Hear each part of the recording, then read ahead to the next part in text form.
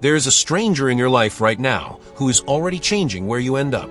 Not someone you have not yet met, not a future encounter waiting somewhere ahead of you. Someone you have already seen, already spoken to, already passed. And they are already working on your life in ways you cannot fully measure yet. This has already been happening. You just did not have the words for it, and something is shifting because of it. Right now, whether you have noticed or not. Welcome. If you have ever felt that a random meeting mattered more than it should have, that a brief encounter left something behind that you cannot quite name, this video is for you. Subscribe if you want to understand what is actually happening in those moments, because we are going through 7 specific patterns today. Stay until pattern number 5. That is the one most people find impossible to explain away. And the final one changes the way you see every ordinary interaction you will ever have again. The first pattern starts somewhere most people completely overlook. Sign number 1. The person who changed your life seemed completely ordinary the first time you saw them. Think about the most important encounter of your life, the one that bent the road. Now, think about the first impression. Almost certainly, there was nothing remarkable about it. Not impressive, not dramatic, not the kind of meeting you would write down. Just an ordinary person in an ordinary place doing an ordinary thing. That is almost always how it begins. You notice nothing because there is nothing obvious to notice yet. Most people assume that transformative meetings arrive with some kind of signal, something that announces itself. It does not. It is not dramatic. It is disguised. Richard Wiseman spent years studying what he called the luck factor, observing why certain people seem to attract better outcomes than others. What he found was not what most people expect. The luckiest people in his research were not encountering more extraordinary strangers. They were simply more likely to notice ordinary ones. They paid quiet attention to people others scrolled past. They lingered a moment longer, asked one more question, and those extra seconds, those unhurried pauses, were where everything began. What this means for you is this. The person who is quietly altering your future right now is probably not glowing. They are probably tired, probably unremarkable at first glance. And the reason you might actually let them matter is the same reason you almost dismissed them, because they did not look like the answer, which means you were finally honest around them. You were not performing, and that is where real things begin. But what comes next is the pattern most people never identify. Sign number 2. It almost did not happen. This is the detail that haunts people more than any other, not the meeting itself. The almost. The friction that nearly prevented it. You almost did not go that night. You almost took a different route. You almost left early. You almost stayed home because you were tired and the thought of being around people felt like too much. And then something small shifted and you went. And there they were. Most people dismiss this as coincidence. A random alignment of small decisions. It is not. It is not random. It is readiness dressed as chance. Albert Bandura at Stanford published a paper in 1982 that has never fully gotten the attention it deserves. He called it the psychology of chance encounters and life paths. His core observation was precise. Unplanned events create branching chains that redirect careers, relationships, and identity in ways that cannot be predicted beforehand. But the branching only happens when someone is in a particular internal condition. The encounter and the readiness have to meet at the same moment. Neither alone is enough. What this means for you is this. The almost was not accidental. Something in you kept moving toward it even when the reasons to turn back were perfectly reasonable. That quiet insistence, that small push forward despite the friction, that was not stubbornness. That was you, at some level beneath the thinking mind, already moving towards something that mattered. You were not lucky. You were ready. And that is not even the part that changes things. Sign number 3. You ignored them at first. Maybe more than once. This one is uncomfortable, because it is almost universally true. The person who eventually matters most is frequently the one you overlooked, passed over, heard without really listening. They were there, saying something, offering something, and you were too occupied with a more complicated version of what you thought you needed. Most people assume the moment of recognition arrives as a revelation, something cinematic. It almost never does.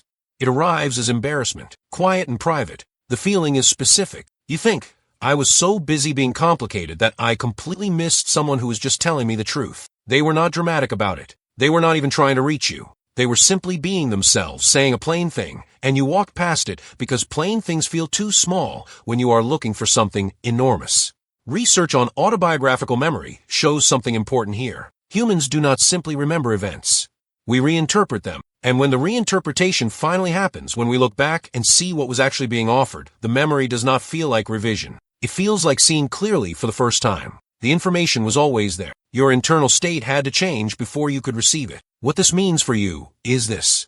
There may be someone in your life, right now, saying something painfully simple, something you have been walking past because you expected the important thing to arrive more loudly. Slow down. The truth is not always the most decorated sentence in the room, is usually the quietest one. But here is where it gets uncomfortable. Sign number 4. Your body already knew before your mind caught up, before you had language for it, before you could form a thought about what was happening. Something in your body responded. Almost every person who describes a significant encounter uses physical language without realizing it. A stillness.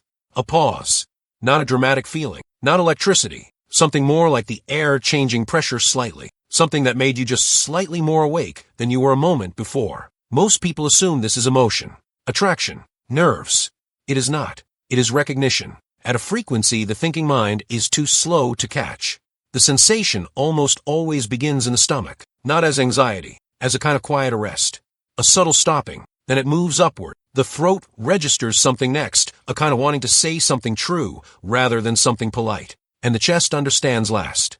Sometimes much later. Sometimes years later, lying awake, when the full weight of what that encounter meant finally lands. What this means for you is this.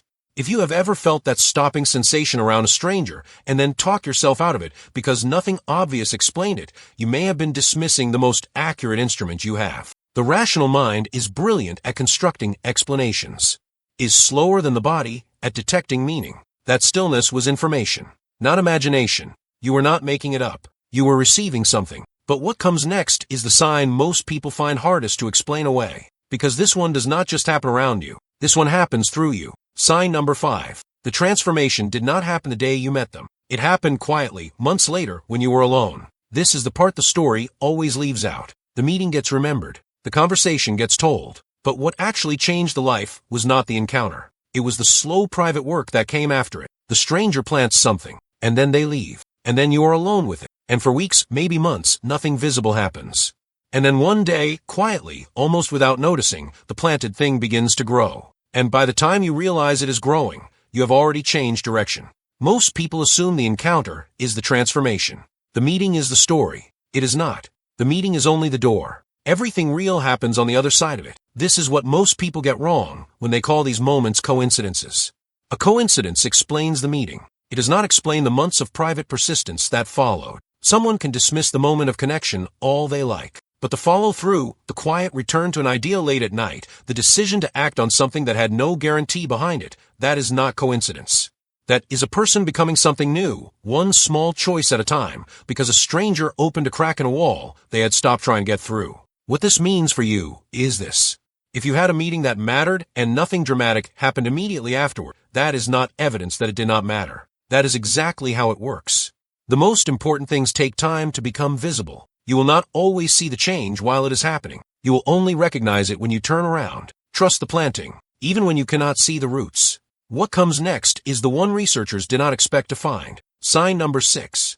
The transformation was almost never symmetrical. Here is something almost no one tells you. When two people meet and one of them changes completely, the other one often does not realize they changed anything at all. They move on. They have their own life. They do not know what they left behind. And the person who is changed carries the weight of the encounter alone, which sometimes makes it harder, because you cannot go back and tell them what they did. You cannot explain what was planted. They were just being themselves for a few minutes or a few hours, and then they were gone. Most people assume that significant encounters are felt equally by both people. They are not. Is not mutual. Is asymmetrical by design. And the other direction is equally true and equally unreported. The stranger who seemed unchanged may carry something forward for years without knowing it. The quiet conversation they had with you, the thing you said without thinking, the honesty that emerged because neither of you was trying to impress the other, that may be growing in them right now. Somewhere you will never see. Changing something you will never know about. You may already be someone else's stranger.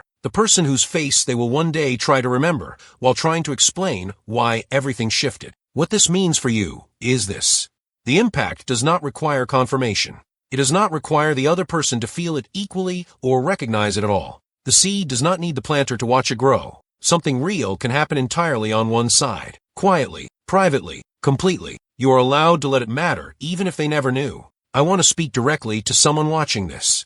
There was a moment. You know the one. A meeting you have turned over more times than you can count. Maybe it was brief. Maybe it lasted an evening. Maybe it was a single sentence from someone whose name you never caught. Maybe it was a conversation that happened right after something had broken in you, and this person appeared in the space that breaking made, and they said something that lodged itself somewhere in your chest and never fully left. Maybe it was recent. Maybe it was years ago. But you know the moment I am talking about. And somewhere between then and now, you started to wonder if you had imagined the significance of it. If you were doing what everyone always says you are doing, searching for pattern and randomness, writing meaning onto events that had none. You started to be sensible about it. You filed it away. You called it coincidence and moved forward and tried not to look back at it too often. I am not going to tell you that was nothing. Carl Jung called it synchronicity. Not a cause and effect connection, but an acausal one. Two things meeting in meaning rather than mechanics. The readiness inside you and the person outside you, arriving at the same moment, not because one caused the other, but because both were finally present at the same time. What this means for you is this. The feeling that it was not random, that feeling is not wishful thinking. Bandura's research showed that the internal state of the person receiving the encounter determines whether the encounter branches into something real or disappears entirely. Your readiness was not passive. Your readiness was an active ingredient in what happened. That meeting found you because you had done something privately, quietly, to become findable. You had opened something in yourself. You probably did not even realize it, but you had. You were right to pay attention. You were not wrong to feel. Sign number 7. The person who is changing your future right now may not be the most visible person in your life. They may be the quietest.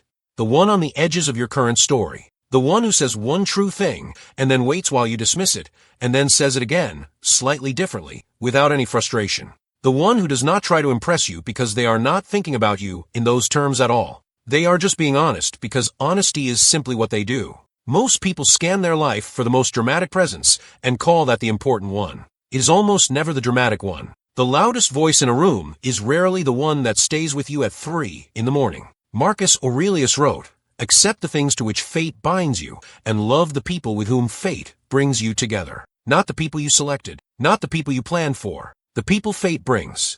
The ones who arrive through a friction you almost let stop you, the ones who seem ordinary at first, the ones your body recognized before your mind did. Those are the ones the Stoics were talking about, the ones who are already here. What this means for you is this. You do not need to find the person who is changing your future. You need to slow down enough to notice who is already there. Pay attention to the quiet ones. Return to the conversation you filed away. Follow the thread you started, and then stop pulling because nothing happened fast enough. Something is already growing. You planted it when you were not paying attention. And the stranger who helped you plant it has already moved on to the next life. They will quietly alter. They came through yours, and they left something behind. The stranger in your life right now is not a miracle waiting to be announced. They are an ordinary person in an unremarkable place saying a plain thing. And you are finally, maybe for the first time in a long time, quiet enough to hear it. Before you scroll, think about the one encounter you have been carrying quietly, the one you have never fully explained, not the obvious one, the real one. Drop just one word in the comments that describes how it felt when it happened. I read every one.